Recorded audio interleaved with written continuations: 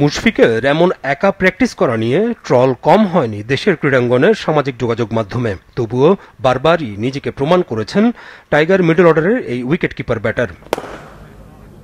যদিও শ্রীলঙ্কার বিপক্ষে চলমান গল টেস্টে মুশফিক উইকেটরক্ষক হিসেবে খেলছেন না, পুরোদস্তুর ব্যাটিংই মনোযোগ দিচ্ছেন তিনি। ফলাফল আবারও শ্রীলঙ্কার বিপক্ষে 200 রানের স্কোর গড়ার অপেক্ষায় ছিলেন মুশফিকুর রহিম। টেস্ট ক্যারিয়ারে মুশফিক 12তম সেঞ্চুরির দেখা পেয়েছিলেন গল টেস্টের প্রথম দিনই। দ্বিতীয় দিন ব্যাটিং শুরু করেন তিনি 105 স্কোরে। সেই রানকে নিয়ে যান 150 ঘরে দিনের খেলার দ্বিতীয় সেশনে। টেস্ট ক্যারিয়ারে ব্যাটিংয়ে এতটা খারাপ সময় কখনোই যায়নি এর আগে তার। টানা 13 ইনিংসে কোনো 50 নেই।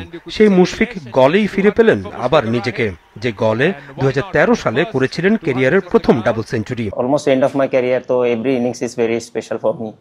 তো আমি চেষ্টা করি ম্যাক্সিমাইজ করার, নিজেকে 100% ট্রাই করে প্রিপারেশন নেওয়ার, এবং আমার সামনে যে অপরচুনিটি আসে ওটা গ্র্যাব করার চেষ্টা করি। তো অনেক সময় হয়, অনেক সময় হয় না। বাট যেটা আমি বললাম যে গল স্পেশাল বলতে স্বাভাবিক, একটা বিং এ প্লেয়ার, এখানে আপনি যখন বাংলাদেশের হয়ে প্রথম ডাবল সেঞ্চুরি করবেন, এটা অলওয়েজ স্পেশাল। কারণ আমাদের একটা জেনারেশনকে তো অবশ্যই স্টেপ বাই স্টেপ উপরে নিয়ে যেতে হবে, এবং তারা ওটার পরে নিশ্চয়ই আমি মনে করি বিলিভ করতে পেরেছে যে হ্যাঁ, এরপরও টেস্টে 200 করা যায়। তো যে ক্রিকেটার আগের দিনই বলে এমন লক্ষ্যের কথা, সে যে এবার কতটুকু আত্মবিশ্বাসী তা সহজেই সবার বোধগম্য। ক্যারিয়ারে 3টি ডাবল সেঞ্চুরি আছে 2005 সালে এই ফরম্যাটে খেলা শুরু করা মুশফিকের। শ্রীলঙ্কা ছাড়া তার বাকি 2টি ডাবল সেঞ্চুরি হল জিম্বাবুয়ের বিপক্ষে মিরপুরে, একটি 2018 ও অন্যটি 2020 সালে।